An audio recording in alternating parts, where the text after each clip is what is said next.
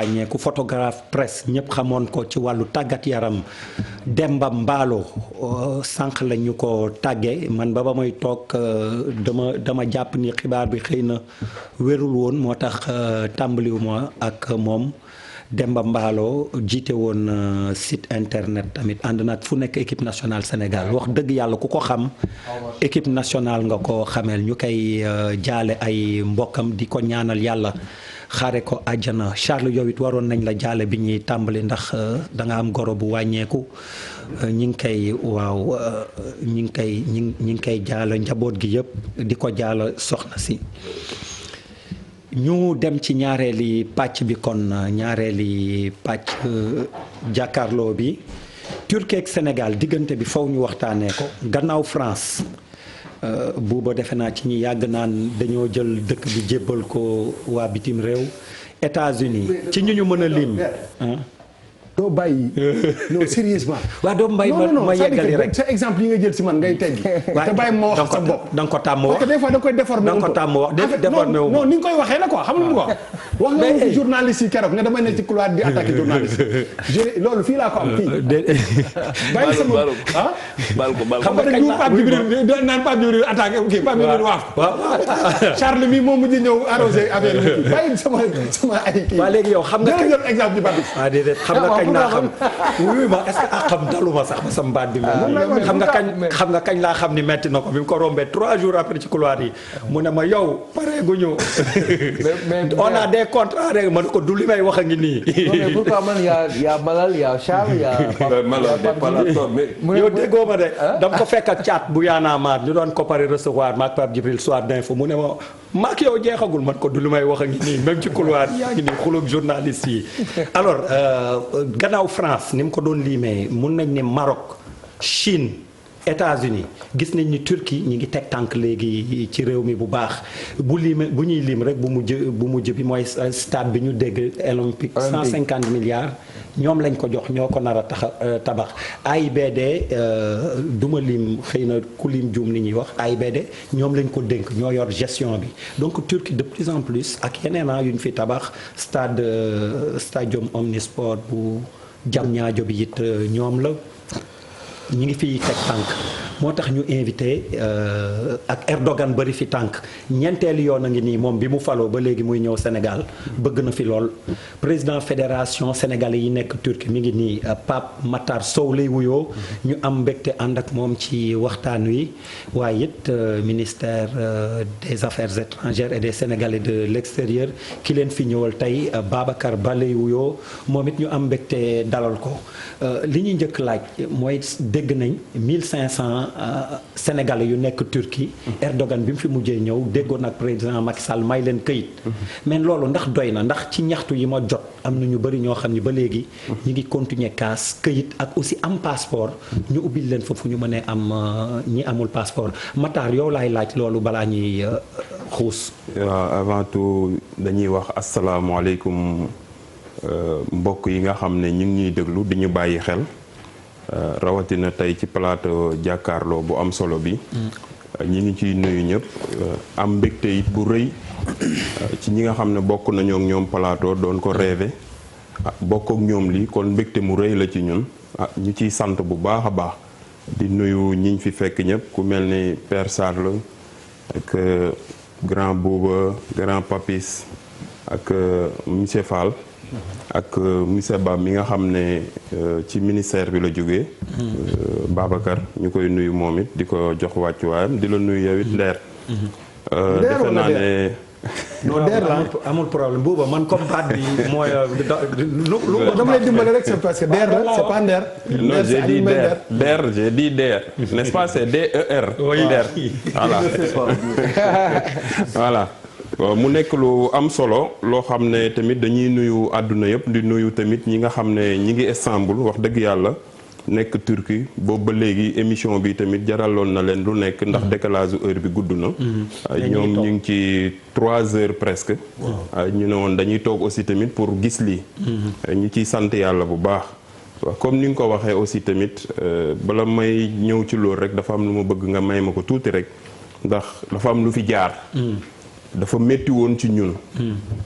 ci ñun génération 2012 lañ. ñu nekkoon fa bi ñuy ñëw Istanbul dafa am ñu ñu fa fekk. ñu doon wax ne bu ngeen ñëwee jël leen seen passeport ngeen dugal ko ci ron matelas yi. wala ngeen jenc ko wala ngeen sànni ko yéen a xam lu ngeen koy def. ndax bu ngeen fi yoree passeport bu leen police jàppee dañ leen di yóbbuwaat Sénégal. wala bu ngeen génnee lu ngeen di mën a wax ne noonu ngeen tudd na ngeen wax ne ay Somaliens lañ. Ça a été très très très difficile. 2015 président Macky Sall ñëw fa.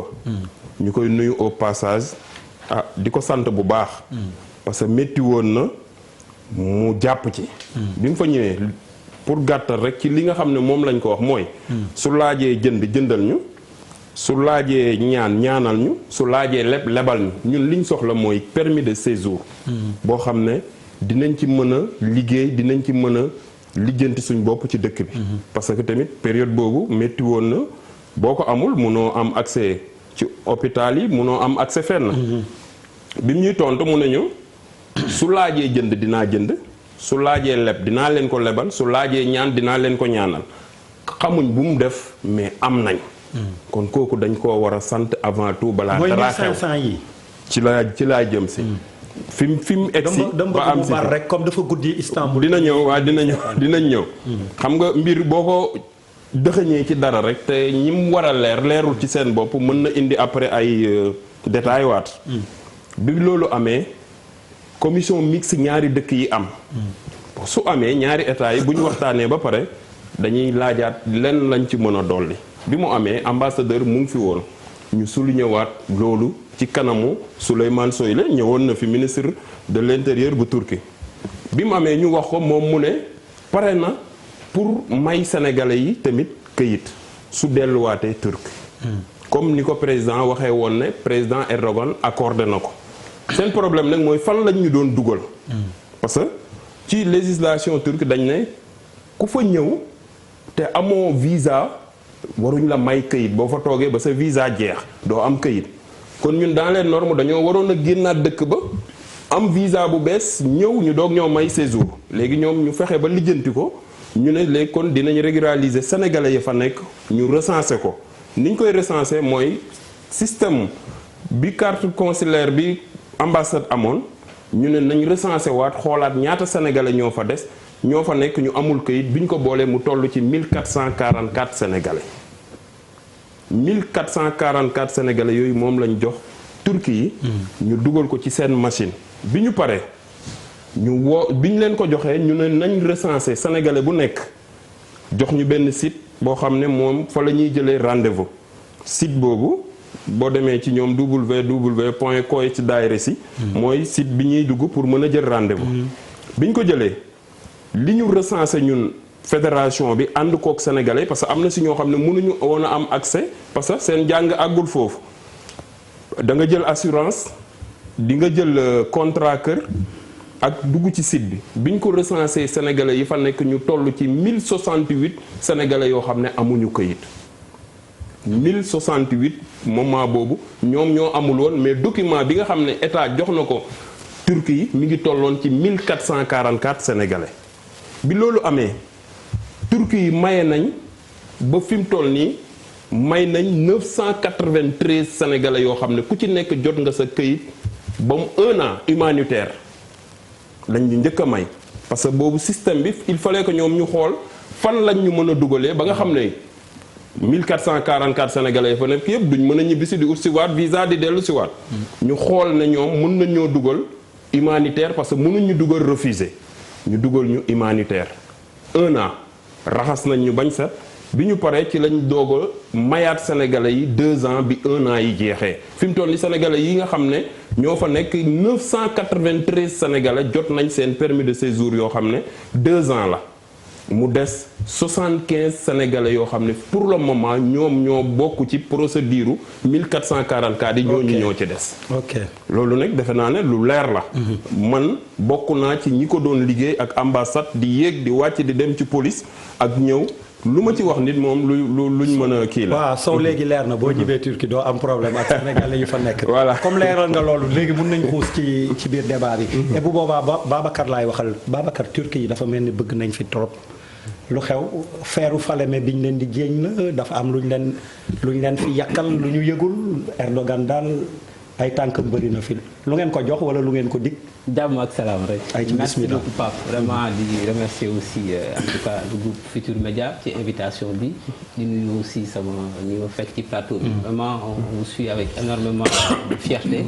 li ngeen def ci paysage médiatique bi. merci donc di nuyu aussi mbokku téléspectateurs yi nekk ci biir réew mi ak ñi nekk ci bitim réew. di féliciter aussi la pertinence des propos li président Sow wax. parce que quand même il faudra d'entrée qu'on rappelle le contexte. Turquie du lu bees ci Sénégal. Vraiment il faut que quand même ñu rappeler contexte bi. pour expliquer que Turquie c'est un partenaire stratégique du Sénégal. La Turquie tey boo ko jàngatee dafa nekk modèle de développement boo xam ne Sénégal bi nga xam ne dañuy xëcc émergence. Turquie daf ñu war a mun a inspirer parce que ci at yi passé la Turquie a connu un développement fulgurant ci at yi passé. Je rappelle que la Turquie fait partie du G20. C'est la 17e puissance économique mondiale. En Europe, la Turquie, c'est la 6e puissance en Europe. Et la Turquie, c'est aujourd'hui en Europe le premier fabricant de téléviseurs, de télévision. Le premier. waaw moom moo ëpp ci wàllu tissu affaire tissu textile. Turquie ci Europe mooy premier producteur bi. Et 6e grand producteur ci wàllu réfrigérateur. kon xam nga dëkk bu mel noonu bu fi président am ñëwee ñu ne ñëw na fi ñeenti yoon loolu. Succès diplomatique la muy ndam loo xam ne je voudrais à travers ça féliciter le travail incommensurable des diplomates sénégalais ces hommes et ces femmes dont le service à la nation éloigne très souvent de la maison et qui explique ces succès diplomatiques.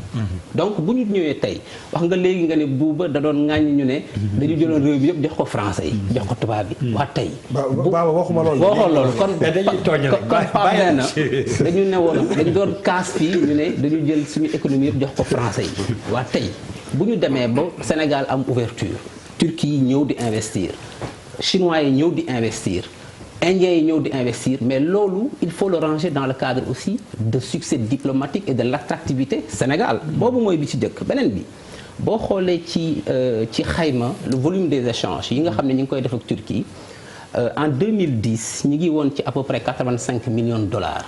En 2016 6 ans après on a doublé le volume toll ci presque 185 millions de dollars maintenant le défi c'est on sait que la balance elle est déficitaire parce que le volume des exportations sénégalaises vers la Turquie est extrêmement faible donc ci 2017 ça a avoisiné aux alentours de 5 millions de dollars contre 243 millions de dollars d'importation turque donc kon tey li Turquie di def ma rappeler aussi que la Turquie le Sénégal fait partie des premiers pays au début des indépendances Turquie ubbi fi ambassade fii à Dakar c'est je pense en 1964 c'est la première ambassade turque en Afrique subsaharienne mu nekk fii on a donc fêté plus de 50 ans de relations diplomatiques avec la Turquie qui sont rythmées par vraiment des relations de fraternité donc loolu waral aussi visite yi nga xam ne ak commission mixte yi nga xam ne ñu ngi koy def nous en sommes à la 4e commission mixte avec la Turquie et nous avons enclenché des discussions des négociations politiques avec la Turquie loolu ci la peut-être 1500 yi ñëwee ma bëgg am lu ma ñëw taxaw foofu parce que quand même 1500 yi je voudrais sur les 54 pays en Afrique amul benn pays ci Afrique boo xam ne am na avantage boobu sénégalais am ci biir Turquie te loolu bu ngeen xoolee c'est par sympathie c'est par générosité et c'est par Babacar Baal ma ñaata sénégalais nekk Turquie. waaw nous sommes aux alentours de 2000 environ. 2000 1500 yi ñu may leen kayit. waaw léegi yeneen 500 yi am nañu wala amuñu. ci wàllu situation lañ nekk. non léegi xam nga li am solo mooy régularisation ci loi Turquie. ñetti mbir moo ko mën a joxe. bi ci njëkk mooy mariage nga takk fa jabar.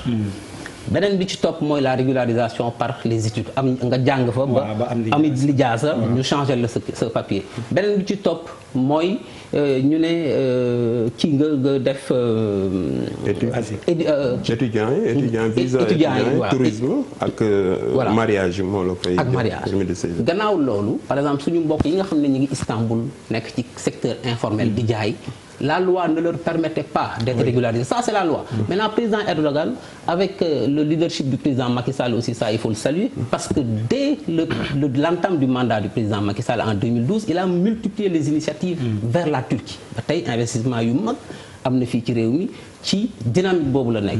kon tey bu ñu demee ba toog ba président Erdogan ñëw fii avec le formidable travail qui a été fait, les succès diplomatiques qui ont été consentis, mu jóg par générosité, parce que ça c'était pas la loi turque ne le permettait pas, ne dinaa jox Sénégal 1500 régularisations, c'est vraiment quelque chose que nous saluons. Vraiment. Et que quand même di ko rafetlu di xam ne parmi les 54, parce que ñun Sénégal à peu près 2000 lañu fa, nous sommes l'une des plus petites communautés. Imaginez en Turquie les étrangers avoisinent les 5 millions. nga jël ci 2000 ci benn dëkk ñëw ba ci biir dëkk bi ne leen ñun 2000 yi dañ leen di may kayit, mais ça quand même c'est une volonté politique affirmée. li ko lal nag effectivement nous sommes dans une relation diplomatique qui bouge, dynamique.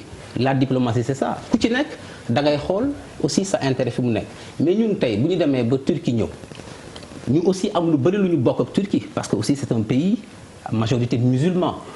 ñu am loo xam ne bokk nañ ko aussi en termes de culture, am loo xam ne aussi vraiment les relations entre le Sénégal et la Turquie même du point de vue des Nations Unies am na ay points de convergence.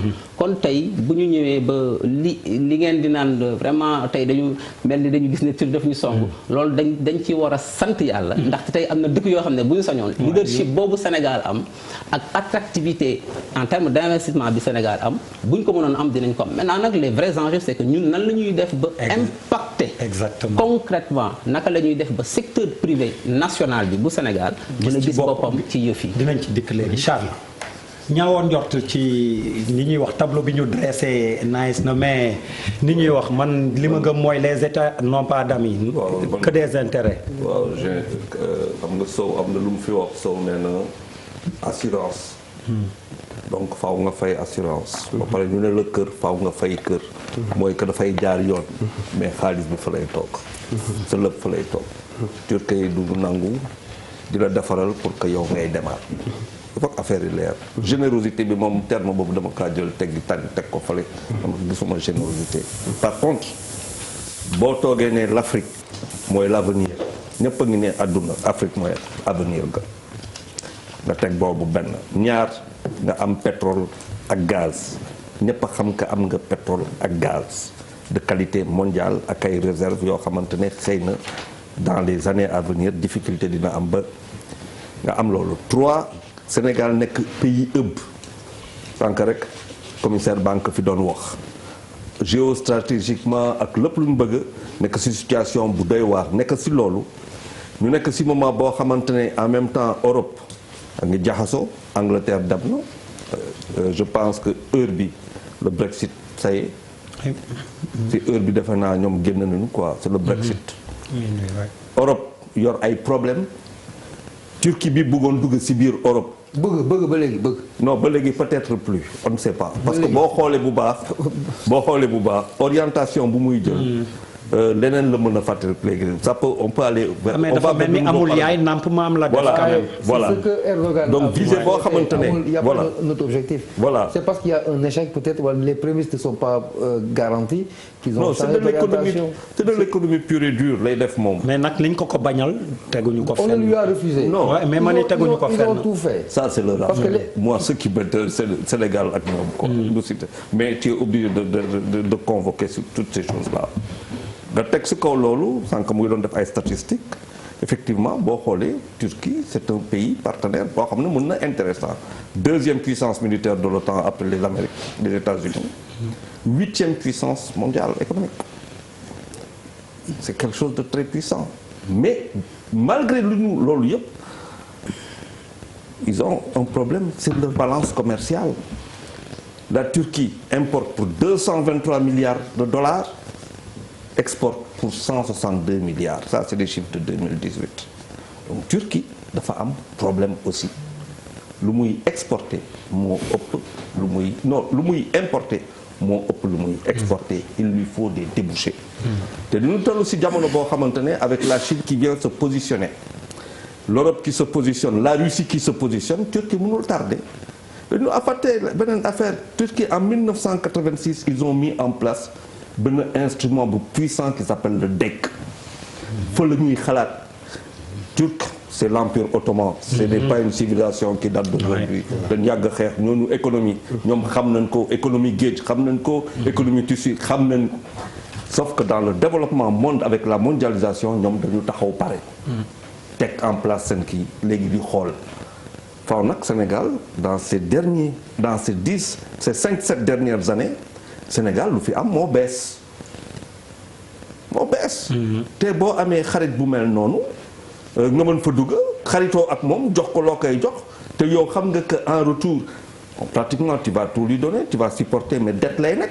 parce que lépp lu ñuy jox le stade qu'on fait là dette la. dañ koy defar mais faaw nga fay ak yeneen finalement à quel niveau on va se faire manger à quelle sauce on va se faire manger parce que ban problème bi foofu laa koy situé lan lañ am tey ñun en retour pour nekk benn puissance boo xamante ne dans 20 ans waxuma léegi de parce que léegi dañ leen soxla.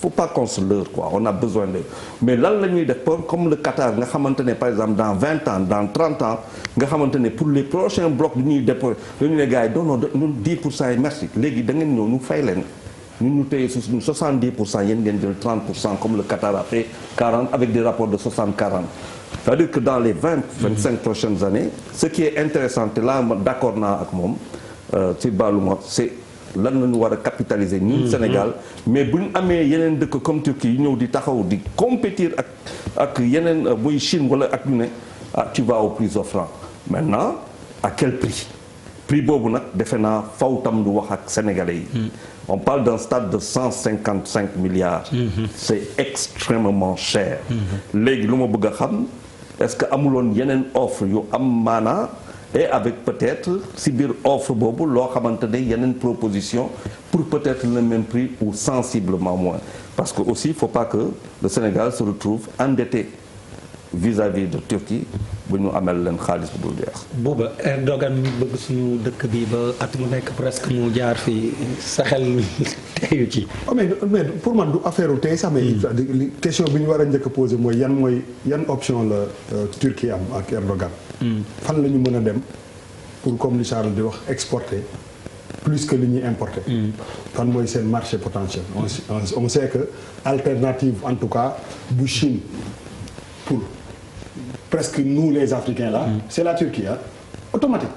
et de meilleure qualité voilà même parfois. non mais problème bi Turquie am aussi peut-être que moo tax duggul ay Union européenne ak yooyu. quand même les tubaab nii la ñuy xoolee Turquie ci kaw. loolu mooy c'est la réalité.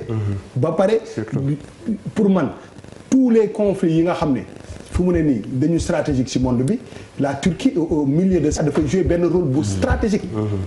loolu à la limite loolu ko gars yu bëri ragale.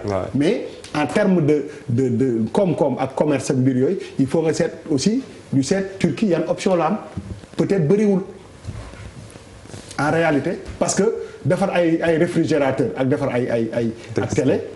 c'est pas du loolu rek mooy développer kii parce que boo jëlee Chine teg ko da ngay tu perds boo moytul américains yi stratégiquement ils vont beaucoup plus faire des affaires ak la Chine que def ko ak Turquie pour beaucoup de raisons la Amérique yoreel Chine ci alal mën naa régler problème àdduna donc Turquie booy seet ba seet boo dindee Afrique reste du monde il faut nga xool aussi fan la mën a dem parce que ni àddina bi organisé woo mooy du dem Asie parce que dafa leen di concurrencer duñ ko nangu du dem Amérique parce que déjà li gën ëpp solo moom mooy que dëkk boo xam ne la en majorité c'est des musulmans c'est important du dem Amérique du Sud mais après Afrique moo fi dem ay Australie ak ay affaires yooyu ñooñu ñëpp ils sont assez indépendants donc lan mooy marché xam nga boo ne tissu c'est relatif amul benn puissance bu mën a def tissu plus que en tout cas Chine bu ñu ko soxlaa tissu ñoom dañuy defar seen tissu bopp donc en réalité l'Afrique devient son marché boo xam ne moo gën a évident boo moytul Turquie moo ñu gën a soxla ñun ni ñu ko soxlaa il y a am na ay boo c'est option yu président Macky Sall la jël le fameux fast track là c'est-à-dire que fais-moi benn kii de salle de conférence en 1 an et demi boum ils peuvent le faire ils le font. C'est un modèle qui marche. Ça a marché une fois à quel prix peut-être qu'on peut se poser la question mais en réalité fast track bi dafa jege Turquie. parce que ils sont capables de régler benn affaire rapidement. stade bi tey jii nii boo demandé woon chinois yi ñu def ko wala nga demandé français yi wala allemand yi ils vont faire 2 fois plus de temps pour def ko. AIBD du ñoo ko yeggale. non mais déggu li ma la wax. donc aujourd'hui stratégiquement. La Turquie or Erdogan. su fekkee tu es la 8e puissance mondiale économique. loolu la ñu wax 17e militaire waaw militaire waaw ak militaire 8e en effectif tu n'as pas assez de temps pour ñëw ci benn pays 4 fois nii tegle war nga am raison moom laa lay wax ni aujourd'hui bu ñu étudier dañu ne Turquie moom moo ñu soxla ñun soxlawuñ ko parce que marché am li ci tëj dafa bëri. li tax muy pousse pour dugg ay Union européenne mais cette ségrégation boo nga xam ne moo nekk biir Europe loolu ñun ñëpp xam nañ ko. tous ces pays là mais. dëkk yu mag yi bëgguñu ko. parce que Turquie dafay jouer benn rôle bu stratégique. boo xam ne moo gën a moo ëpp doole sax li muy exporté ak yooyu. rôle bu Turquie stratégique bu Turquie géopolitique boobu mu taxaw noonu loolu moom moo ëpp solo sax mbirum commerce am parce que foofu la ko gars yi réglé parce que peut-être que parce que fi mu situé wu la.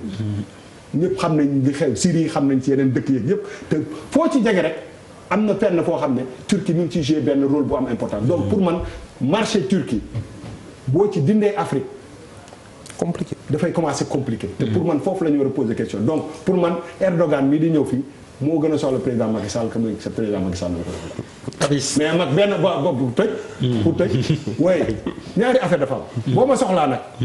damay teg les conditions aujourd'hui xam nga bu ñu nee bi mu nee humanitaire ça m'a un peu fait mal. oui dévalorisant. c'est dévalorisant parce que xam nga ma koy wax. oui. ñaata turc ñoo nekk Sénégal. un peu plus. non mais ñaata turc ñoo nekk Sénégal. ba xaar ma eggale rek. non dama ne. ñaata turc ñoo nekk Sénégal.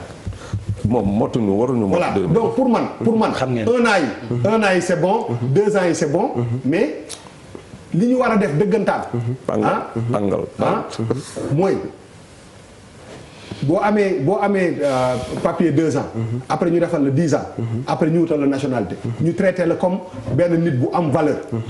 parce que c'est pas 2 ans yi ñu leen di may mais qu'est-ce que ça va devenir. suñu la yokkaalatee 2 ans yokkaat la 3 ans mooy ñii dañ lay yooyoo. ay tàngal parce que tu sais boo nekkee ci dëkk pour tëj. dëkk muy Amérique ak dëkk bu mag. ban année nga fa demoon. 2012 fin 2013. 2013 ngay fay say taxes. louer sa kër. di fay assurance. ñu jox la kayit 1 fois 2 fois 3 fois. tu dois commencer à prétendre à être un citoyen de ce pays là. àddina moom moo jox moom la ñu. comme ça tëggee noonu. foofu doguma la booba gis nga ñun suñu intégration moo dul yomb. lu tax ci fu ñu mën a dem sénégalais yëpp noonu lañ mel. non parce que da ngeen dem avec le statut de réfugié. non il faut dire les choses amuñu refuge demuñu statut refusé. sénégalais buy génn fii buy génn. bàyyi ko mu expliquer. visa 3 mois lay génne wala 1 mois bu ñëwee toog ci dëkk ba kon moom moo dugal boppam ci irrégulier. parce que visa bi ñu la may dañ na la. 15 jours la wala 1 mois nga am droit toog ci dëkk ba nga ñëw toog léegi bi ñu fa toogee. yow amatoo benn légitime ci dëkk bi. normalement policiers yi bu ñu la jàppee sax dañ la war a delloo ci Sénégal. bon avant président Erdogan di ñëw lu ci bëri sax noonu la doon avant président Macky Sall di ñëw sax lu ci bëri noonu la doon demee. sénégalais bu ñu jàpp am contrôleur la amoo këyit dañ lay delloo ci. mais ak ni ñuy liggéeyee ak négociation yu am yi daanaka loolu yëpp wàññeeku na léegi. sénégalais yi ñoom ci seen loi dëkk dañ ne. amul benn étranger boo xam ne mun nga fa toog bés jot nga dem déposer kayit mën koo am amul boo ñëwee bees visa bu bees bi laata muy jeex ci ngay dugal pour mën a am kayit ñun sénégalais yi nag yéex na ñoo xam loolu dañoo dem ba jamono di dox ñu dem ba xam ko. ci lañ commencé nag ñun léegi ku fa ñëw bees boo fa defee 2 jours ñu ne la demal nga dugali ji séjour boo ko dugalee am sa séjour. waaw mais séjour yooyu ngeen am pour ne pas monopoliser la. dama ne xam nga da nga ne dañ leen njëkk a jox ñaata. humanitaire parce que ñun dañoo waroon a génn dëkk ba. uti ay visa ñëwaat. mais ñu on parle la même chose en fait li ma bëgg a xam mooy que. xam nga affaire yi évolution la. comme escalier da ngay teg bi ba yéeg ca kaw. moom laay wax ni par exemple 2 ans yi. kañ leen ko joxoon yàgg na. non ñi ngi koy doog a jot. waaw léegi boo leen demee ñëpp ñi ci bëri 2021 bi lay jeex. voilà bu demee 2021. normalement war ngeen mën a ne parce que di nga jóge ci temporaire. dem ci permanent. loolu la da ngay dem ci temporaire dem ci permanent après dem ci carte de séjour bu 10 ans wala nga après nga am kayit. loolu la ñu bëgg a xam ñoom dañ ne si Turquie yi seen loi. soo renouveler 5 fois yi. soo ko renouveler 2 ans yi su ma tee 5 fois dañ lay jox nationalité passeport da nga koy am ci dëkk ba mais c'est-à-dire ñun comme lii ma la wax ñun dañoo yéex a xam la xew ca dëkk ba. mais am na ay Sénégalais yu am passeport turc. bien sûr am na ñu fa marié ba am ko ba am fa njaboot ak yëpp. non mais yéen a Babacar waaw complété waaw ku ma dem ci. par rapport à l'humanitaire parce que je pense que sëñ Sow li mu doon expliquer mooy ce qui se passait peut-être. mais aujourd'hui ak régularisation 1500 yi président Erdogan annoncé. qu'est-ce qui va se passer. le Sénégal def nañu déjà ay ñu ngi commencé nañ def nañu déjà 4 commissions mixtes. enclenché nañu des négociations politiques entre le ministère des Affaires étrangères du Sénégal et le ministère des Affaires étrangères turc. Maintenant ci décision bi président Erdogan def maintenant c'est les autorités administratives qui vont pousser les échanges ñu toog ci négociations politiques yi en accord avec effectivement association des Sénégalais sur place pour ñu xool naka ban modus operandi la ñuy def ci négociations yi pour dire à nos amis turcs lii mooy li nga xam ne nii peut-être bëgg nañ ko ci affaire régularisation yi beneen bi aussi moo bëggoon un peu aussi éclaircir mooy le volume des échanges avec la Turquie c'est très faible Bouba nous sommes à 3%. 243 millions de dollars en 2017 ça représente c'est le volume des importations turques au Sénégal c'est 3% des importations sénégalaises 3%. c'est-à-dire que liy jógee Turquie di dugg ci Sénégal li mu bëri ni ñu ko waxee yëpp c'est 3% des importations yi dugg biir Sénégal. lan moo fi jógee dem foofu. léegi liy jógee fii di dem foofu c'est à peu près 5 millions de dollars sur la même période en 2017 c'est 0,1% des exportations sénégalaises voilà donc kon non c'est que dama bëgg a wax rek que ne au-delà nit ñi gis ne poussée am na mais nous devons travailler encore pour augmenter le volume des échanges parce que nag dañu nekk ci àdduna boo xam ne yow bu xam nga ko yàgg nga Amérique dañu nekk ci mondialisation tey wax nga ko léegi De Gaulle le général De Gaulle disait que les grands pays n'ont pas d'amis ils ont des intérêts mais make sense ñun ñëpp ci loolu la ñu ne tey képp doomu aadama foo mën a ne da ngay xool lu la ci mën a génne donc tey moi je pense que dañu war a sant yàlla bu baax vraiment bu Turquie amee intérêt ci Sénégal Charles wax na lu am solo la Turquie c'est pas un pays pétrolier et pourtant tey ñun am na benn expérience benchmark bu am solo bu ñu mën a def ci Turquie sur le secteur énergétique la Turquie c'est un pays non pétrolier amuñu pétrole et ils ont atteint l'autosuffisance énergétique en utilisant le mix énergétique loolu xam-xam la boo xam ne tey dans le cadre de la coopération Sénégal mi ngi benchmarké di waxtaan ak Turquie pour ñu am ci wàllu xam-xam yu mel noonu. mais le gaz les intéresse énormément le gaz. énormément le gaz intéresse le monde entier. problème bu Syrie bi mooy. la ñuy joxe Papis voilà Papis. malgré cette autosuffisance énergétique bi ngay wax noonu. waaw li koy c'est vrai li nga wax c'est vrai. mais pourquoi ma insisté ci gaz bi parce que dafa am fu ma war a bëgg a dem. et récemment Erdogan avant muy ñëw au Sénégal il était en Russie avec Poutine. la question centrale de cette visite c'était sur le gaz. gaz bi la mais problème bu Syrie bi moom tey donc je veux dire par là gis nga amitié boobu ñuy wax noonu. c'est de façade c'est un diplomate c'est vrai il faut le consolider on est d'accord. un langage diplomatique on vous le concède. Turquie existé na bu yàgg Sénégal existé na bu yàgg. ça veut dire aujourd'hui les données ont changé bu ñu demee ba 2019 ñuy door régulariser à raison de 2 ans 1000 et quelques Sénégalais ça veut dire que. c'est même disproportionné dafa ndaw par rapport ak ñun lu ñu war a mën a am foofu gis nga win-win dafa xew win-win dafa xew moom mooy gagnant voilà mooy nga gagné ma gagné ku nekk gagné maanaam en wolof ku nekk gis ci sa bopp. ku nekk gis ci sa bopp pour m'arrêter sur le personnage de Erdogan lii lu gën a ndaw lii lu gën a ëpp lii la war a def peut-être pour Sénégal quand il a voulu pour des raisons de politique de pouvoir Yavuz Selim qui était un danger pour son régime son règne le Sénégal a purement et simplement fermé des portes d'accord les gens ont mais là quand même ci visite bi on a signé quand même une grande convention là c'est pas encore moi je parle des faits xam nga man du may commenter lu bari je passe d'abord sur les faits loo xamante ne da nga koy laal nii ba pare après nag nga doog a interpréter wala nga commenter donc je veux dire pour résumer li ma wax Yavuz Selim bi tout ça dama bëgg wax ne Turquie li mu def nii il faut pas que les gens dansent c'est un minimum 1000 2000 3000 qu'est-ce qu'ils gagnent ñoom ici qu'est-ce qu'ils ont gagné est-ce que bu ñu defee yóbbu ko sur la balance ce que la Turquie nous a apporté et ce que nous lui avons apporté bu ñu defee balance bi. est-ce que non attends laisse-moi l'aéroport de Dakar c'est les Turcs l'AS le consortium. l'aéroport foofu laay jëmee dama ne. donc c'est pas rek. dama ne l'aéroport là est-ce que mais non mais parce que l'aéroport non mais l'aéroport a fini de payer hein. L'aéroport dans un an ils ont fini de payer. c'est pas de la philanthropie. c'est pas dans la gratuité. waaw. Ces infrastructures-là ont été mais c'était juste pour ne pas dire que c'est par une enveloppe financière bu Sénégal ñoo renflouer les comptes de la Turquie ils sont pas venus parce que dañu ñëw may ñu ko. c'est même pas un truc c'est un business dañoo am xam-xam ñu am xaalis jox leen ñu liggéey. donc pour moi il faut pas danser sur ces ay 1000 c'est dérisoire dafa ndaw par rapport ak gaayam bi waa ji ñun ñu koy.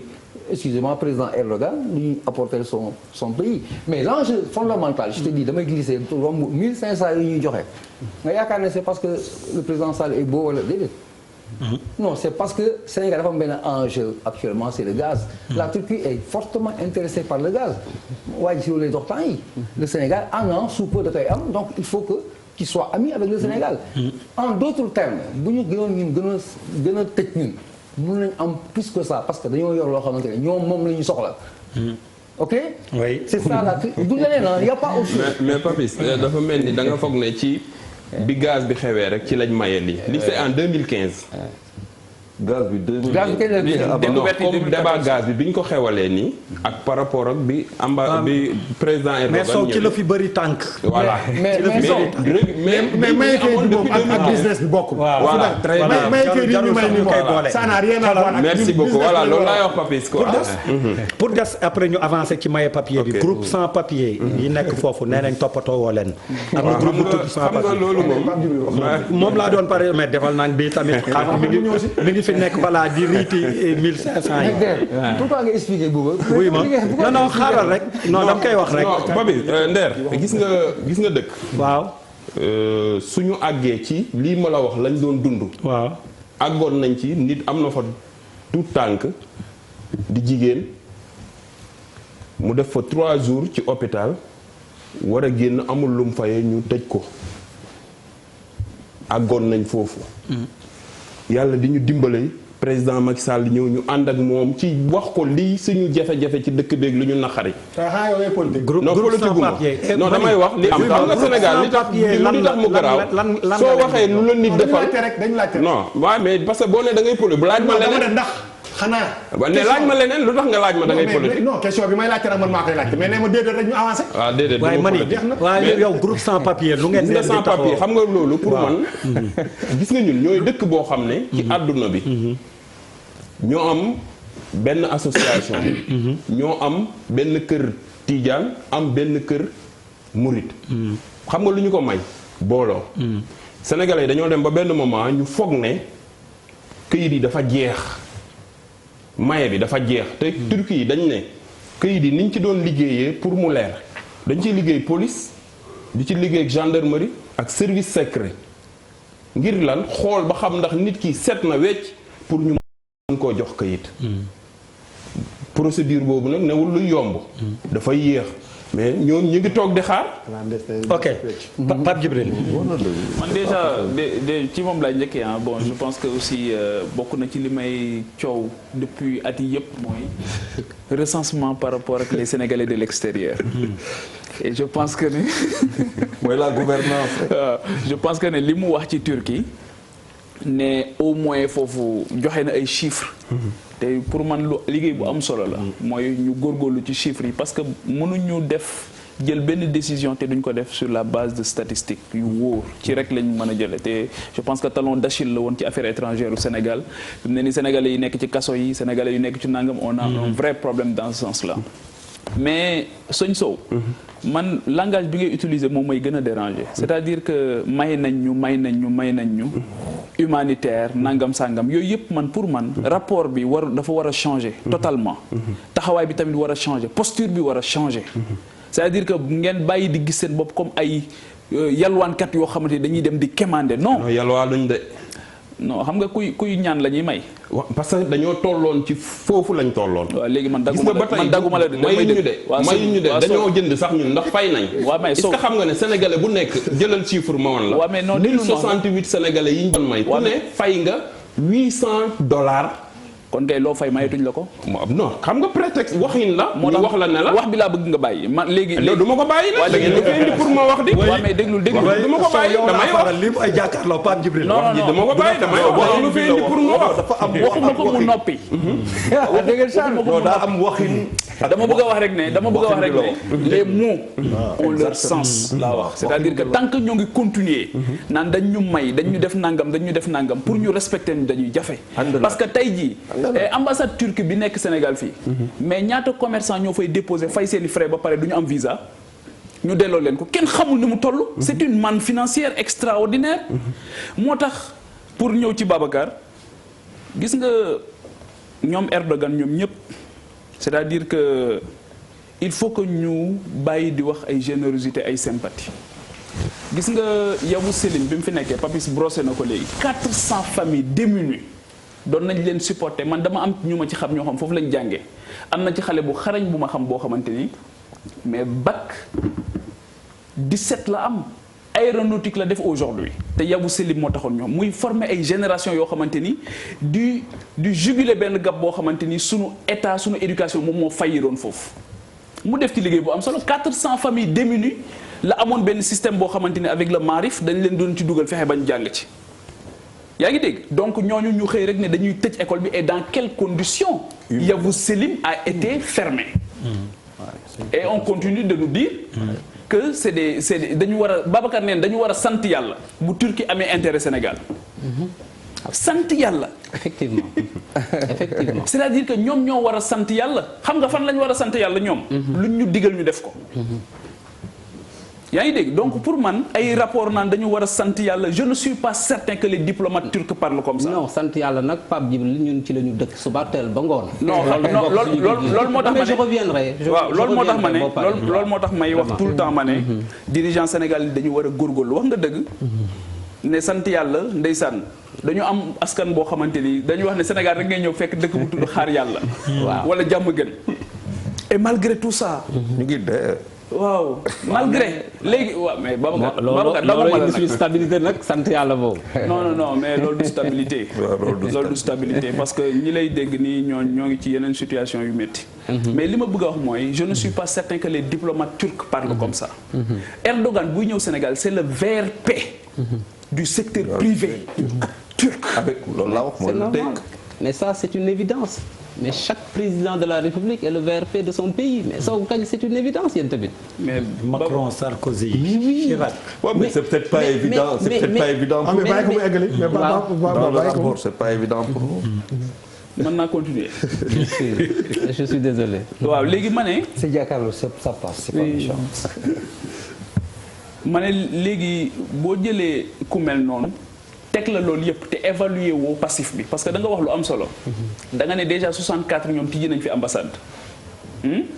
moo tax compagnonnage su amee il faut que ñu koy évaluer di xool fan la njëriñ bi nekk. ak pourquoi offensive bii nga xamante ni def na ko ci jamono yi. parce que tout simplement Sénégal fi mu ne nii jànq la boo xamante ni ñëpp a koy wër. ñëpp a ko bëgg. ñëpp a ko convoité. Bouba wax na ko Erdogan amul jotu villégiature.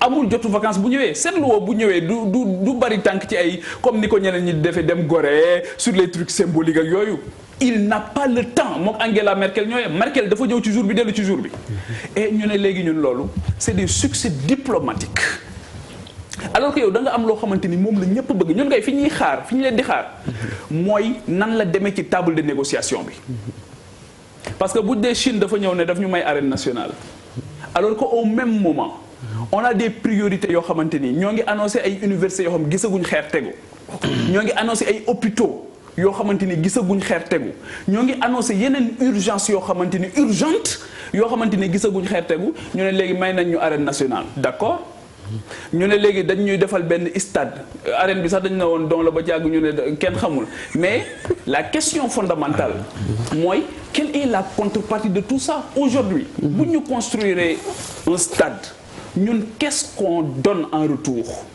est-ce que loolu tey jii Babacar mën nga ci ñëw dans les détails. Absolument. Par rapport ak convention yooyu.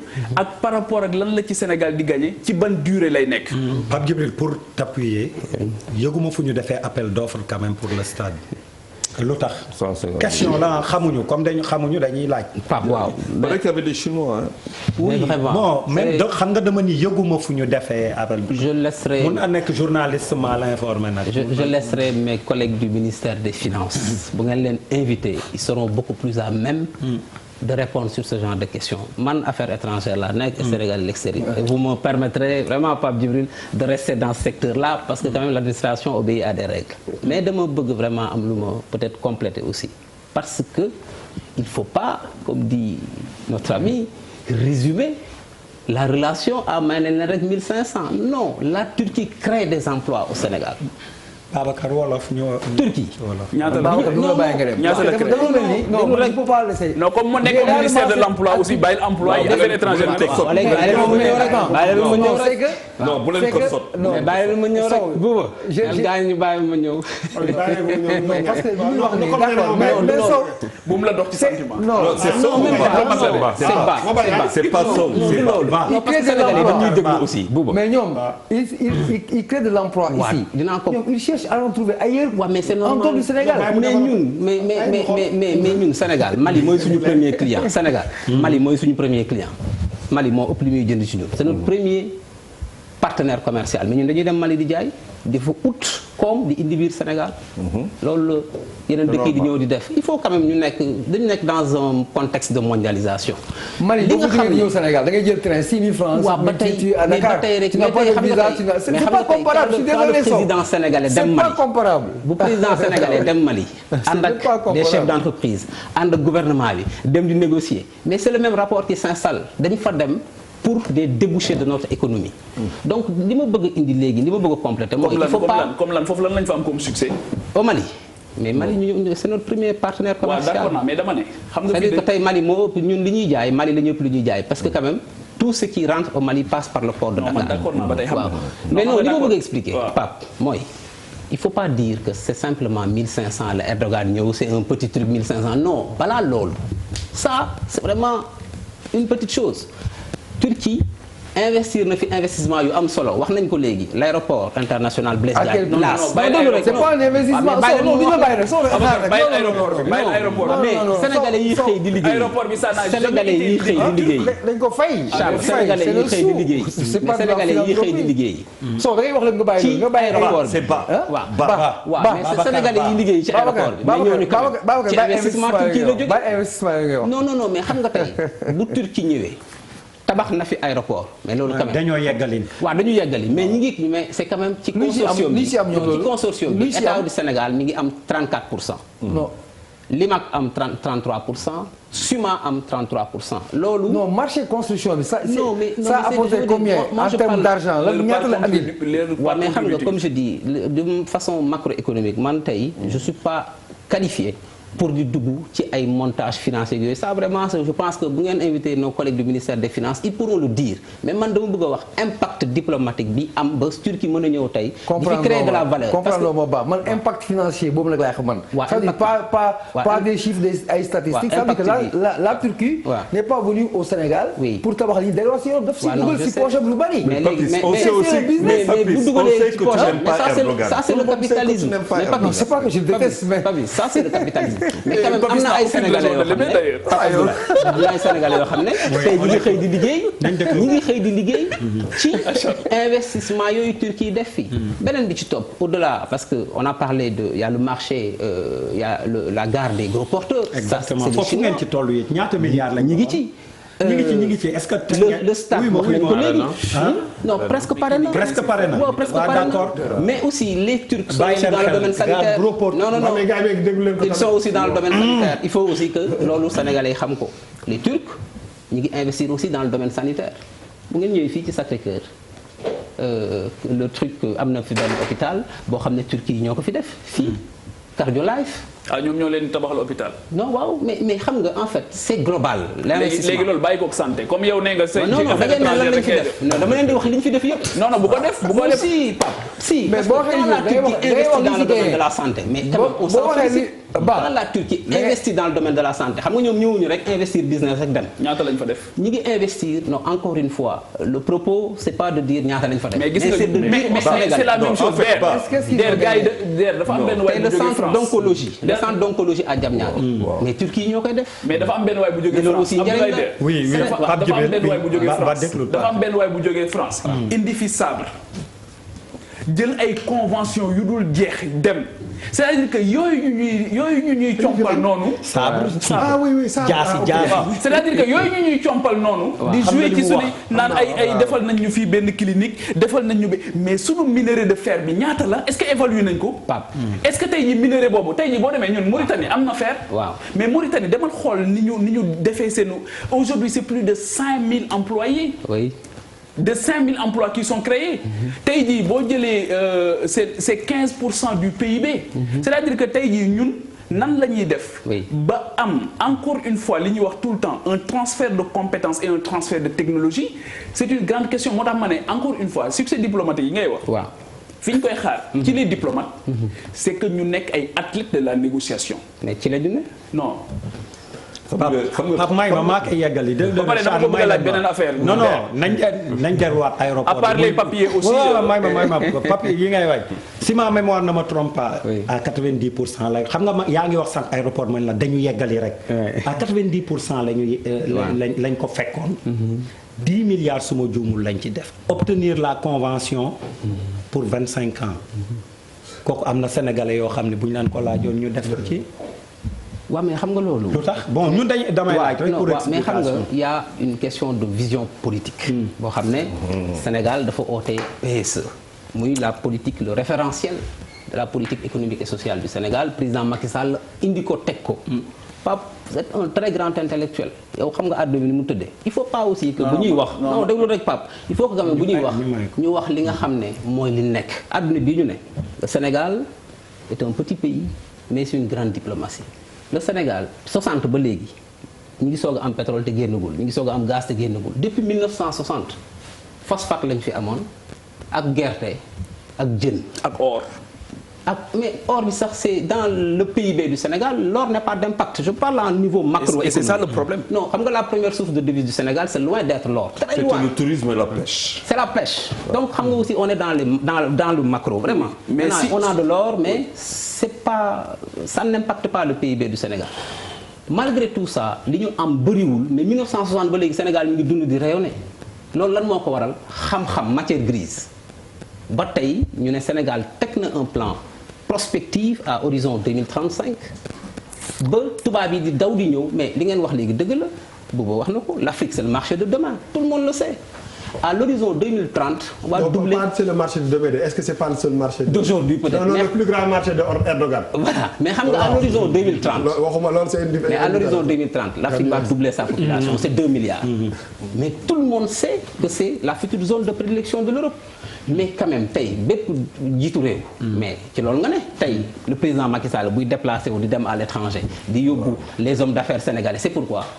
c'est de la diplomatie économique il faut pas aussi ñu naxante. donc Sénégal c'est un pays qui est ouvert qui n'est pas fermé parce que dañu bokk OMC ñun. c'est un pays boo xam ne nii on a une belle signature on est attractif lan moo tax tey tubaab yi ñëw di dugal ay milliards biir Sénégal te dugaluñu ci beneen dëkk. voilà la question parce qu'ils ont des intérêts.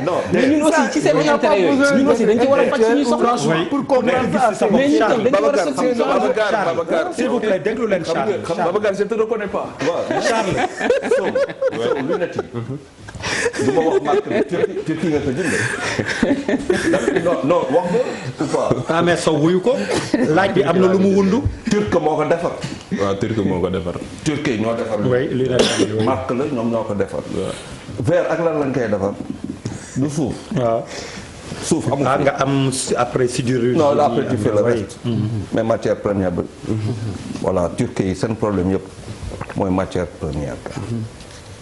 ça veut dire ñun dañu yor yëpp faaw dañu def dara wax nag c'est vrai que nous sommes très brillants dans l'éloquence l'art oratoire yooyu yëpp ay nañ ci lool waa quand il faut transformer tout kay gis nañ ko tubaab yi dañu tourné woon ba foog ne seen lépp moog na xam nga dañu ne pays développés ils pensaient qu'ils étaient des pays en progrès tubaab bi rendre compte qu'ils ne sont que développés et commencent à être sous-développés nee naa la Royaume-Uni di dem Allemagne yi ñoom di gën a diis parce que ñoom ñoo defar Europe ba mu jeex grâce à l'euro bu ñu defee seen Union européenne le problème qu'il y a mooy ñun tey par exemple il a parlé du PSE mais nañ xool man tey bu ma xoolee Turquie yi gis naa benn organisme bu tudd DEC boo xamante ne ils ont changé en 2014 ils travaillent sur des horizons précis am nañu projet fii ak ba xaw ma ñàpp ñun lan lañ am le PSE bon ok on va parler du PSE le PSE c'est Diamniadio.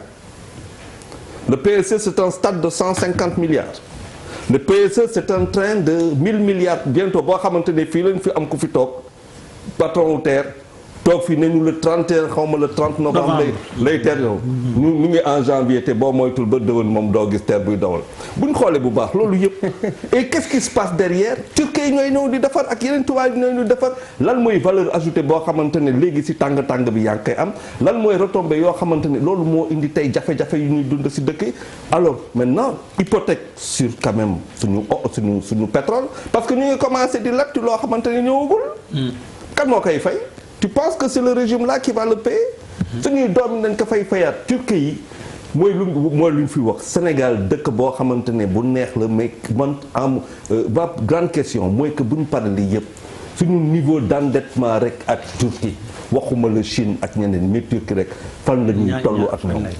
mais man am naa man ñaari xam nga par exemple li ñu tëj ak France peut-être tëjuñu ak yeneen dëkk yi parce que France CFA. xaw ma ko tëj na ko non ni ñu France tëjee dañu am histoire ak France donc France génn ci France yombut il faut que ñu d'accord si pour tellement de raisons pour président bu fi bëgg a toog lu yàgg sax jéem a génn yombul asuma yeewu suba rek ne bëggatuma France yombul ba wetu yooyu yaa fi jógee léegi xam nga loolu c'est une réalité donc aujourd'hui il faut aussi ñu accepter il faut ñu liggéey ak yeneen dëkk Turquie ñëw na peut-être il y a moins de contraintes il y a en tout cas moins d'histoire entre ñun ak Turquie xojuñu ñu ci benn côté on est beaucoup plus libre mën nañ ko yemale ci ay accords commerciaux yu leer ay jaay ak jënd boo xam ne ci loolu la ñu yem te moment boobu ngay gën a am sa intérêt je pense que ñun bu ñu France colonisé wul am na yu bëri yu ñuy négocier tey doon nañ ci am plus que li ñu am tey donc li am solo bu am solo comme am na dëkk bu ñëw di fëgg aujourd'hui li ñuy xaar ci experts yi xam nga bu dee diplomatie dañu ñëw wax mais lekketu ne naxu li bay c'est-à-dire diplomatie oui mais li ëpp solo pour nit yi moom mooy que comme li muy wax naan waa non ses collègues du ministère des kii des finances c'est-à-dire que lan moo tax débat yi di am Afrique mooy li ñu am ci suñu suuf yi gars yi bu ñëwee dañuy nax mais pour man débat boobu moo ëpp soloti mooy que li ñuy négocier tey ak li nga xam ne moom la ñu séq yeneen dëkk yi nga xam ne dañu ñëw fii est-ce que Sénégal da ciy gis boppam wala du ci gis boppam pour man question bi foofu la nekk et loolu ñoom ni ngeen mën a demee ci plateau yi aussi di défendre suñu diplomatie bi parce que suñu diplomatie bu Sénégal dafa neex a défendre parce que effectivement liggéey du yéen rek yéen a ko def mais liggéey bi ñu ko def dafa bëri am na benn côté boo xam ne bu ñu réussir dara suñu way xaw na rafet quand même on est un pays stable on a eu quand même président Léopold Sédar Senghor Abdou Diouf Abdoulaye Wade ba Macky Sall quand même mën nañu damu ci loolu donc loolu à la limite acquis la mais li am solo ba am question bi nit yi di poser saa yu fii réew mu mag ñëwee mooy que contrepartie bi bu ma ñëwee teg lii lan laay am ëllëg loolu moo mat a wax mais mënuñu ko tënk rek ci mbirum diplomatie naan c'est une réussite totale alors que ci suuf fa la mbir mi nekk te Bouba xam nga Papis kii oui juste Papis dafa ñëw ci ak monsieur Fall ci Pape Djibril dañoo xeeb 1500 yoo xam ne rek pour ci non ci noonu ngeen ko def noonu ngeen ko waxee comme ni ma ko déggee bon ni ma ko déggee dama jàpp ne président Erdogan ñëw na fi président Macky Sall sant ko gërëm ko ci 1500 sénégalais yum régularisé dafa xeebu loolu la ko waxee mais man damaa jàpp ne da ngeen a xamul ñun fan lañ tolloon bañ ñu koy defal parce que c'est pas pour rien benn immigré bu nekk calculeel benn immigré bu ne mi ngi dundal 5 personnes fii wala lu ko ëpp ñu ne ci condition yu métti yoo xam ne benn sénégalais ñemewut a génn këram dox lu tolloog 2 kilomètres tey bu ñu àggee ci président ñëw négocier loolu ba sénégalais yi gis ci seen bopp man dama jàpp ne loolu à féliciter la war a doon. ma laaj la benn question. bàyyil ma wax la beneen à féliciter la war a doon ci président Macky Sall waaye ki ko defal tamit non ki ko defal nekk ponkal parce que. kan mooy ponkal. Erdogan xam nga lu tax mu ne ponkal. parce que dëkk boo xam ne. sénégalais yi rek non bàyyil ma wax la damay ñëw. waaw ayca dëkk boo xam ne du sénégalais yi rek ñoo fa nekk situation irrégulier ñu ne dëkk ba mat na presque 4 millions refusés yoo xam ne ñu ngi fa. nga tànn ci mennum sénégalais yi mënoon naa yëngal réewam te commencé woon na parce que yeneen nation ya fa nekk commencé woon nañ di kaas ne pourquoi ñu may sénégalais yi rek bàyyi leen ñoom. lan mooy ponkal. non mais lim def. léegi dama lay laaj. yan à part France ay sénégalais newuñ fa. waaw léegi dama lay laaj. dama lay laaj yow France ay sénégalais newuñ fa. si. Allemagne ay sénégalais newuñ fa. si. amuñ accord ak Sénégal. oui est-ce que président Macky Sall wax na leen damaa bëgg ñii nga may leen këyit. mais waa France nekkuñu naan Macron ponkal la. léegi dama lay laaj man ma ñoom mënuñ koo gis ñoom. waaw dama lay laaj benn question léegi déglu au-delà des papiers laaj. déjà ndax papiers yi déjà ndax bu ñu leen ko joxee di ngeen ci mën a liggéey loolu mooy bu njëkk bi. beneen bi mooy à part les papiers. yan problème oui. la fa sénégalais yi di am foofu ci Turquie. gis nga papier yi. mën na liggéey wala mënul. pour toog foofu am na erreur bu ci am te ñun sax gis nañ ko. ku def erreur bi. état. ci benn côté. bi ngay Pape pour mu leer. non bàyyi dama lay wax lu leer papier yi mën nañ ci liggéey non. parce que xam nga non la question est claire. mën nañ ci liggéey wala mun ci liggéey. liggéey na ci mais buñ ñu ci boole woon. problème non boobu non non dafa ne ndax papier yi buñ ngeen ko jox joxee papier bi. waaye moom laa damay ñëw danaa ñëw. parce que permis non, bi ñu question jox bu leer la de. permis de séjour lañ ñu jox. boo xam ne da ngay toog autrement la tudd.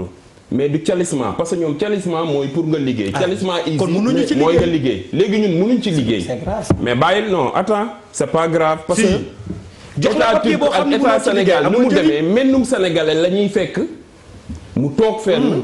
ñu ne ko yow sénégalais nga mun a wax ñu ne ko demal sa yoon. parce que ñaari dëkk yi ni mu demee. non non non li ngay wax nii c'est très relatif. waaw mais léegi c'est-à-dire que yow mais kay mais li ngay wax nii lan moo mais koy Sow. firnde. man mi ko dund. waaw mais Sow. ah man nag man mi ko dund kay wala ak ñi ma ko dundal ñoo koy bu gars yi di patrouille da ngay ànd ak ñoom. waaw mais Sow. kan ci mais ñaata sénégalais la fa dal ñu bàyyi leen amuñ problème. Sow question Ok. c'est-à-dire que wuyul xam nga am kay. ci nit ku bàyyi sa réew. bàyyi sa famille bàyyi sa lépp. dem bitim réew. li mu war a njëkk a jëriñ. mooy koom-koom. waaw non dama ne am kay. waaw. mooy que nga mën a liggéey. waaw. sinon nga ñibbi sa kër. mais sénégalais yaa ngi fay liggéey. non dama ne xam nga bi nga waxee noonu xam nga boo nee sénégalais yi bu ñu la posé woon question peut-être duñ ko xam. wala boo nee sénégalais yi. Oui, man loolu laa jàppoon. sénégalais yi may nañ leen këyit. ci entendement nit yi. mooy këyit boo ko amee. boo demee présenté wu fu ñuy liggéeyee. mais am naa këyit ñu jël la. mais bu dee këyit goo xam ne la mooy toog fa mais doo liggéey ca dëkk ba. non ñi ngi liggéey ci turc yu très bien comprendre nañ sénégalais yi ne pays lañ boo xam ne xam nañ ne amuñ problème amul benn danger boo xam ne ñu ngi koy def ci dëkk ba. loolu tam c'est relatif. suñ la non baal ma wax la parce que man dama ko. Non, tënk na ko. sénégalais bu ñu fa jàpp. Humanitaire man la damay wax na. dem police. sénégalais bu fa am problème man maay dox ci loolu. kon man li ma lay wax lu ma xam la. nekkul loo xam ne dama koy formé àdduna ak ñuy seetaan sénégalais yi nekk turc ñu ngi ñuy seetaan. mais yow erreur bi nga ne dañ ko def. waaw. erreur boobu boo doon ci teg sa loxo di ko tudd erreur bi lan la ak kan moo ko def erreur bi lan la. xam nga erreur bi lan la mooy suñu état bi négociation yi amee ba pare bi ñuy négocier waroon nañ ñu boole ci ñun lan lañ bëgg ñu ne calissement easy lañ bëgg. kon yéen Babacar ñi xamu leen li ngeen bëgg liñ bëgg. non bàyyi ma ne calissement easy lañ bëgg. bi loolu amul. luy talisman hygiène. mooy waral pour yow nga mën a liggéey mooy permis de travail. ñoom turc yi ñu génne. kon yéen amul autrement calis pour toog mais ñi ngi toog ci dëkk ñu ngay liggéey mais ku amul ndey da ngay jàpp ci li nga gis. Babacar négociation bi ndax boolewu leen ci ñoom ñi day mbil bi. waaw leeral moi je voudrais quand même vraiment ñu repréciser un certain nombre de choses parce que quand même. mais balaa boobu baal ma rek. waaw. Babacar Fall mon confrère de la RFM me précise que 34% de taux d'achèvement la Saoudia Bin Laden bàyyi woon aéroport bi. Oui. Moi, je pensais que le taux d'achèvement était plus élevé que ça. 34. Donc, je prends acte de ce qu'il me dit. 34% de taux d'achèvement la ko Saoudi Ben Laden bàyyi. Un tiers bon voilà. Donc li ma bëggoon rétablir rek mooy que ne quand même xam nga un état c'est quand même un état. Fa am foo xam ne quand un état bu état di def mbir dafa am lu bëri lu ko lal. Président Erdogan ñëw na fi nee na dinañ régulariser 1500 li ma wax léegi à titre illustratif la 3e session de la grande commission mixte de coopération ak Sénégal-Turquie s'est tenue du 9 au 11 avril 2014 à Ankara tey ñu ngi ci 4e am na en 2017 donc te def nañu ay négociations politiques aussi parce que loolu aussi la un accord dafa am parti yu bëri bu président Erdogan l'autorité politique suprême ne maye na 1500 papiers après qu'est-ce qui va se passer les services compétents vont se réunir effectivement ñun dans le cadre des négociations politiques entre les deux ministères des affaires étrangères effectivement phase boobu bu ñu ci tolloo dina am loo xam ne dinañ ko jël après avoir instruit nos représentations la représentation diplomatique et consulaire ci process bi pour que ci négociation technique yi bi nga xam ne foofu kilifa yi njiitu réew yi nekkuñu fa techniciens yi mën a arranger loolu donc ma bëgg a dalal nit ñi ne leen 1500 sénégalais yi ñuy régulariser dinañ am kayit pour mën a toog ca réew ma pour mën faa liggéey maintenant la temporalité ak nan lañ koy discuter nan lañ koy négocier là ça procède maintenant des discussions qu'on aura avec la partie turque vraiment loolu quand même il faut mu leer pour nit ñi bañ a foog na affaire bi naxaate la ak yooyu non dama ne lan mooy les critères de régularisation waaw 2 ans gars yi ne yaa ko fi waxoon waaw xam nga non xam nga les critères de engagement bu rëy nga jël waaw xoolal ñun non mais soo xaaral à l'arrivée il peut régulariser 550 mais dafa am lu ma bëgg lii loolu ngay wax noonu moom laa lay bëgg a indi bàyyi dama ne soo déglu ma rek dama ne xam nga li nga wax ni waaw ça change tout moo tax ma ne quand même ku xam Turquie waaw xam que ni Turquie ëpp na Erdogan fondamentalement c'est un état c'est complexe et compliqué Charles wax na ko fii dañoo yàgg te dafa bëri soo ko li ko téye du caaxaan xam nga est-ce qu'un Africain sax peut venir rek jóge fële Afrique jox la kay rek nga commencé liggéey si ëpp na Erdogan moo tax ma ne pour nga am carte de travail c'est la croix et la bannière moo tax parce que day protéger aussi bañ a jël engagement naan autorité yi nii fekk te Sénégalais yi nekk fi non xam nga yow gars yi dañu yaakaar si yow soo waxee benn affaire mën nga nourrir benn espoir dans 2 ans ñu ne fii la toog wax ni moo tax may Bouba dafa am lu ma la bëgg a wax foofu nga ñëw fi nga ñëw parce que ren ci fin d'année bi ci seen site boobu nga xam ne ci la ñuy wax lépp loo xam ne moo xew ci dëkk ba dañ ci dugal ne xam nga ñun bi ñu julee humanitaire dañu dugal système tourisme ren dañoo bind ne ku amati tourisme dootuñ la may permis de séjour ku amati tourisme sooy renouveler dañuy téyewaat sa permis de séjour. ce qui veut dire. kon ñun ñu ngi ci guddi gu bër seet jotagul état nag foofu lañ koy xaar ñun. waaw mais c'est là où je voudrais insister. loolu nag quand même. sa discours baa ngi commencé changer. non mais dañuy bay mais xam nga man damay wax li nga xam ne moom la ñuy dund. man kay changé wul on ne connaît plus le rôle. non il est dans son rôle parce que quand même buuba dara changé wul. dama lay wax li nga xam ne moom lañ dund. ak fi ñu toll nga doon wax au début ak léegi boo ko tuddee. non dara wuute wuuti dama la wax ca fañ newoon. ak fi ñu jëm. man loolu laa lay wax mais dara changé wu ci dama ne la fii lañ ne woon ñëw nañ fii xëyaat nañ ñu ne ñu lii léegi nag lii ñu wax it ah état moo lijjanti woon leen état lañ koy joxaat. et so kañ nañu gëj a refoulé ay sénégalais yu jóge Turquie. foofu dinaa fa ñëw parce que dégg naa ci lu ne xam nga lu tax barki démb refoulé nañ dama lay wax xam nga lu indi loolu bëgguma ko wax sax nit ñi xam. parce que non bañ ma ko dinaa ko wax. soo munoo fi ñëw non. dinaa ko wax tey da ngay wax mu dinaa ko wax ñëpp xam. parce que dafa nekk loo xam ne c'est délicat gis nga Turquie yi bu ñu la jàppee li ñuy njëkk a def. kon ñoo ngi jàppee.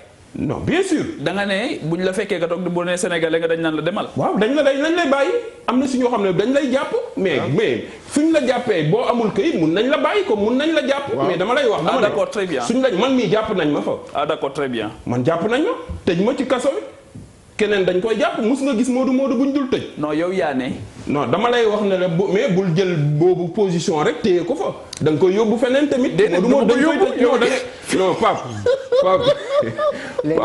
xoolal dafa am lu ma bëgg a wax lu am. ci refoulement parce que xam nga lu temps bi jeex na bu yàgg. sénégalais yi. wala turc yi. kuñ jàpp. bala ñuy def ak yow dara hôpital lañ lay njëkk a yóbbu. mbaa dul la piqûre. non dañuy xool ba xam ndax am nga feebar buy wàlle am déet xam nga loolu c'est un peu délicat bëgguma ko sax wax bëri na sénégalais yu ñu indi fii nii xam nga lu tax ñu indi leen hépatique lañ amee turc yi duñ ko baale bëgguma ko wax parce que ñoom duñ xam li ne ci seen rapport waaye man mii dem ci police bi buñ ma xoolee damay xam ne kii feebar bii moo tax te duñ la fa bàyyi dañ lay delloo si. Babacar. waaw non succès diplomatique. waaw non Pape vraiment moi je voudrais quand même. mais loolu boo ko waxee réew mi tas. déedéet loolu tas réew mi. non mais attends waaw léegi le président Sow le président Sow est dans son rôle parce que quand même dafa jiite suñu ressortissants sénégalais yi nekk foofu donc naturellement il est dans la préservation de leurs droits il est vraiment dans son rôle mais quand même il faut quand même ñu am lu ñu fàttali mooy que ne bu Sénégal ak Turquie ñi ngi waxtaan jéego yu am solo ñu ngi koy def les services techniques comme ni ma ko waxee aussi bien la mission diplomatique et consulaire sur place que les services centraux du ministère des Affaires étrangères ak vraiment tout ce qui est engagé ñi ngi def liggéey bu am solo te quand même nag état buy wax aussi on parle sur la base de fiches de quelque chose de très clair de documenté donc vraiment côté boobu am nañu yaakaar te loolu la secrétaire d'État parce que moom nii bërki démb ministre bi Moïse Sarr recevoir na ko waxtaan na ak moom feddali nañu suñu positionnement ci écoute échange et co-construction avec la diaspora sénégalaise parce que ñun loolu mooy suñu mission. ñi amul passeport. léegi ñi amul passeport bëgg passeport bi ñu ñëwee tey secrétaire d'État bi Moïse Sarr dafa teg plan bu ñu naan plan d'orientation stratégique et d'action opérationnelle POSAO parce que dañu ñëw fekk un vide amul woon ñu créé waat ko ci plan d'opération boobu plan d'orientation boobu bokk na ci li ñu naan mutualiser les actions institutionnelles de l'État ñi ngi waxtaan ak waa ministère de l'Intérieur parce que les passeports relèvent de la compétence du ministère de l'Intérieur bind nañu waa ministère de l'Intérieur na leen def nañu ñun envoyé nañ ay télégrammes officiels dans toutes les ambassades et consulats du Sénégal sur instruction du ministre Moïse Sarr pour laaj leen l'état des lieux des demandes de passeport de passeport dans les représentations diplomatiques presque ñëpp tontu nañu ci wolof bi ñu tontoo la leen def dañu bind bataaxal waa ministère de l'Intérieur ne leen dañu bëgg parce que le passeport à l'étranger dafa am puissance bu am solo fii passeport pour voyager rek la mais boo demee tey en Europe passeport pour aussi renouveler ce carte de séjour la boo demee préfecture il faut nga am passeport en cours de validité donc ma fàttali effort yi Sénégal di def ci passeport c'est le seul pays en Afrique qui produit des passeports à l'étranger amul ñaar amul ñett machallah parce que même tey pays yu mag yi ngeen dégg comme Maroc les Marocains de la diaspora bu ñu bëggee passeport da ngay jënd billet dem Maroc ñu defaral na ko le Sénégal a 7 centres de production dans le monde c'est quand même des efforts qu'il faut saluer. Turquie am na droit du sol. waaw léegi Pape amul waaw Pape léegi donc ci passeport yi ñi ngi préparé dafa am ñu mu soxal Pape ñi ngi préparé benn tournée boo xam ne dañu bëgg embarquer les services de l'État jël waa service passeport jël waa service aussi ministère du logement parce que gis ngeen programme 100 000 logements sociaux yi dañu bëgg bu état bi jóg di demati ñu mutualiser tous les services de l'État parce que ñun suñu rôle loolu la pour déplacement état bi am impact ci les populations immigrées loolu am na calendrier rétroplanning bu ñuy def pour l'année bu ko defee sous l'impulsion du secrétaire d'État et le bras technique qui est la direction générale des Sénégalais de l'extérieur ñoom ñoo war a def déploiement bi en cohérence ak les services du ministère de l'Intérieur donc loolu dinañu dellu si waat fii incha allah pour annoncer ko beneen bi aussi fi ma bëggoon daanele on a parlé tout à l'heure des ressources naturelles et du contenu local quand même il faut que ñu reconnaître que Sénégal def na ay jéego yu am solo ci suñu constitution bind nañu ci constitution bi ne les ressources naturelles appartiennent au peuple sénégalais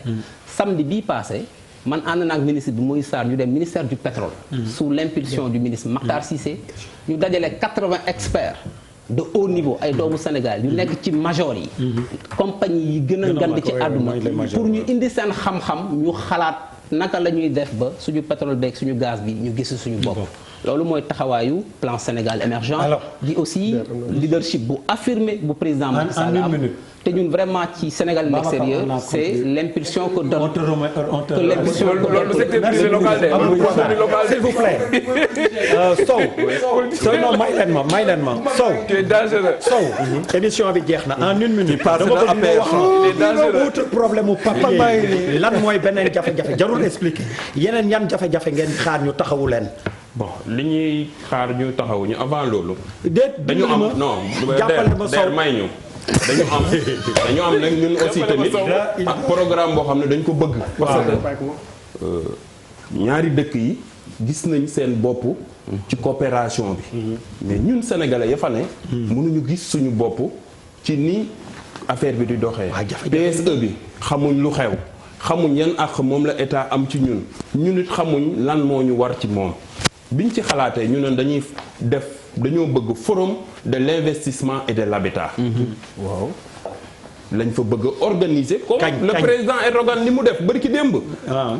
indi fi forum de l'économie indi fi ay ministères am indi fi ay bailleurs am indi fi keneen. comme yaa ngi koy wax kañ la. comme doom may tuuti rek. kañ la non yow nag yow le 3 yow opérateur nga. waaw mi ngi noonu. non mais le 3 kan mooy organiser lii. dañ ko bëgg sous l'accompagnement technique et institutionnel. dañ ko secrétaire d'État des Sénégalais de l'extérieur. waaw état bi di nga fay politique. waaw Sow laaj ko gaaw jeex na de. non stratégiquement. est-ce que yow xam nga ay sénégalais. yu fa am këyit waxuma yu am jabar. xaaral di liggéey. di liggéey. waaw am na. di xëy di liggéey. waaw c'est-à-dire procédure bi moo métti rek mais boo ko toppee mën nga dem yow ba amal sa bopp këyit di liggéey. yan façon liggéey. jaay ci boutique. formel quoi liggéey bu formel. informel. non këyit bi ñu leen di jox travail informel la ñuy def. footballeurs qui jouent en équipe championnat. même de ñun am na sénégalais yoo xam ne amuñ këyit ñu liggéey. yéen 1500 1000 personnes yooyu. non 1000 personnes permis de travail en sport c'est le permis de travail.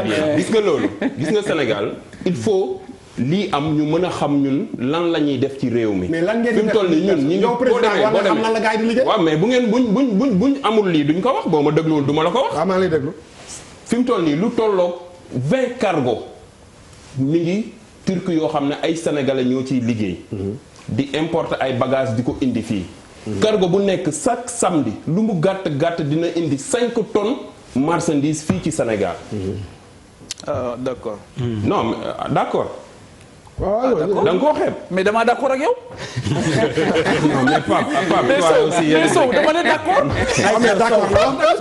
ok léegi loolu tey jii nii développement la ci réew mi ñun ñu ngi ciy gis suñ bopp mais liñ bëgg ñun état gën ñoo accompagner ci loolu ñu xam li nga xam ne mooy taxe douane yi bu ñu amee ñu accompagner ci moo tax forum bi aussi tamit ñu xalaat pour def ko pour l'information. ayca forum bi fan la. Istanbul lañ ko bëgg a def. dañuy invité xanaa waa mais yéen kenn jiituwu leen si non Pape defal ndànk. non kii der yow it s'il te plaît. parce que forum bi daf ñoo amal solo ñun. parce que dañoo nekk ci dëkk boo xam ne am na ñoo xam ne def nañ fa 20 ans am na ñu fa def 30 ans mosuñu ñëw Sénégal. sonn nañ trop ca dëkk ba boo ñun boo gisee ñu mel ni non bien sûr am na ñu fa def 30 ans. ci président Macky Sall mi lañ fi mën a ñëwee am na ñoo xam ne seen kër tasoon na. am na ñoo xam ne amatuñu woon espoir ci seen i njaboot. mais récemment fi mu toll nii mën naa laa wax lu tolloog au moins 500 sénégalais yoo xam ne ñëw nañ ren vacances. te biñ delloo seen jabar yëpp ku ci nekk woo nañ leen di ngénte. mais loolu aussi tamit. non mais attends man dama liggéey loo xam ne. ci sénégalais yi dama bëgg. ça c'est important. dama bëgg sénégalais yëpp xam ko. parce que newul woon lu yomb. non ça a été très difficile. c'est sérieux nag ça a été très difficile am na ñoo xam ne seeni parents sax amatuñu woon espoir pour gis leen gis nga ma wax la benn anecdote boo xam ne dafa dal nit ça a été triste kenn ki yaayam jour bi mu ñëwee ci ëllëg sa la gaañ keneen ki ñëw na gis yaayam ñibbisi def fa benn fan ñu woo ko na ko yaayam gaañu na mais yooyu dafa nekk image yoo xam ne daf ñuy marqué ñun kon amuñ lu may pour sant président Macky Sall bu baax parce que dañ ko war a sant ndax sonnoon nañ di sant aussi tamit suñu ambassadeur Serigne Moustapha Mbacké parce que li leen war lañ def bàyyi ko quand même bàyyi ko Der xam nga li may wax dafa am importance. bu ko tamit je gère le temps. depuis 20 minutes. Der d'accord mais li may wax am na importance ci sénégalais yi parce que gis nga c'est la première fois ma gis Bouba. oui ma c'est la non mais il a parfaitement d'accord. non Bouba c'est la première fois. Bouba kaay ma wax Bouba gis nga Istanbul xam nga lan ban sens lañ am ñun lu tax ma yërëm leen c'est des boys yoo xam ne 45 ans lañ am ñoo fa nekk di góorgóorlu bëgg Sénégal lu ñu am yónnee ko fi wallaahi lu ñu am yónnee ko Sénégal man xam naa ci dara di sonn ngir seen njaboot am na ñoo xam ne sëriñ bu boo yaakaar ci Sénégal oo nañ ko ne ko ñaanal ñu mën a am këyit ku ne yàgg naa dégg tête de turc moo tax nit bu fi Macky Sall jaar ba lijjanti ñu for nañ saa bu ne ñu koy sant parce que dafa métti woon sëñ Mountakha mi laata muy doon xalifa ñëw na fa ñu ne ko dimbale ñu ci sëñ Habib bu sëñ Mansour bu mujj ñëw na fa laayeen yi ñeseen ku fa ñëw ñu ne la dimbale ñu parce que métti na ci ñun bëgg nañoo gisi suñuy njaboot yi di laaj seen doom yi ndax ñu ngi ci jàmm ñuy jàpp di tëj mais tey yàlla dimbale nañu bañ àgg ci fi nga xam ne jeex na presque moo tax gis nga sans papier yooyu ngay wax dama leen di wax ne dañoo yàkkamti parce que ku am 1875 décès la te man bi ma ñëwee fii rek 150 personnes joxaat nañ leen këyit 75 personnes moo ci des ku muñ ku xaarul nag ku mar dem naan fóotit bu mu robinet ubbee nga ruus parce que fu ne ñi ngi leen koy wax ñi ngi wax fu ne mais gis nga wallaahi Pape Djibril li may wax kanamu sénégalais yëpp ñi ngi may dégg amul lu ma ciy fen moi je suis d'accord avec je suis très fatigué des sénégalais bu leen neexee ak bu leen naqari sénégalais nag mooy ki nga xam ne bu la gërëmee tey bu subaa lu ndaw lay xaar su ci jotul moo lay xalaat Babacar na ngeen leen jàppale bu baax mais sonn boo xam ne bëgg nañ ngeen dimbale y a des efforts dëgg neex yàlla non Pape moom bi mu ñëwee keroog ba ministre bi mooy sa recevoir na ko je pense que juboo nañu ci kaddu parce que ñun it ci diaspora bi la ñu nekkoon xam nañu jafe-jafe ya te sénégalais yi muy wax dañ leen di delloo njëkkal saa su ne parce que il faut pas oublier que doomu sénégalais yi nekk ci bitim réew ils envoient presque 10% du PIB du Sénégal kon ñooñu même bu nekkee ñeenti nit ñu yombal seen dëkkin foofu loolu lu jar a sant yàlla te nag le secrétaire d'État muy Sarr ci loolu la ñu ne pour l'impulsion vraiment non est-ce que mën nga bàyyi secrétaire d'État bàyyi Moïse bi ñu nelaw su ko lay seetaan jàkkaarloo xam nga aussi état wala sinon moom mu xam nga état aussi dafa am mu tëddee xam nga man tey bu ngeen ma invité ma toog fii dama fi toog ci turu Moïse Sarr dëgg la donc état aussi noonu lay tëddee c'est la verticalité de l'administration il a parfaitement raison moo ko joindre moo wal ko ne ma mënul ñëw moom laa bëggoon mu ñëw mu ne ma Babacar na ñëw bon tuddee turam ñaari yoon ñetti yoon gars yi dal sa kaw déggal waa mais amul problème mais vraiment merci en tout cas forum bi yéen bëgg nañ ngeen jàpp ci bu baax a baax parce que léegi xoolal sonn nañ trop bu ñu leen di wuyu ma comme mujj nga wax li nga bëgg a wax yëpp amul problème boo koy doléance bu mujj dinañ ñëw ñun ñëpp wax rek buuba rek tey xaw ma foo jaar buuba quoi gis nga tey dafa sensible bàyyi leen ko wax mais li ma ko wax yëpp mais buuba c'est un Sénégalais de l'extérieur répété waatal pour te dire que freiné wu ma la forum bi nga ni kañ la forum mais damay wax tout le temps damay wax tout le temps di nga coono bi nit di am c'est important comme Papis le dit coono di nit ki am di rêver di tukki coono pour dem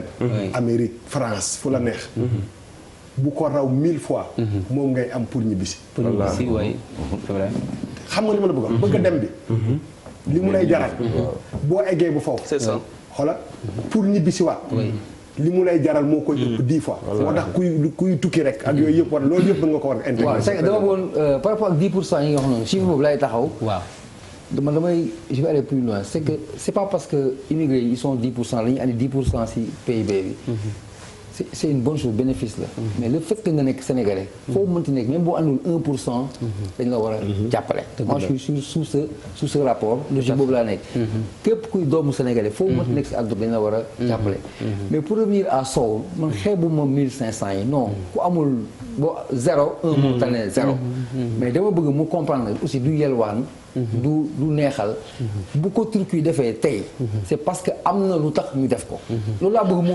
du c'est pas un cadeau quoi il faut pas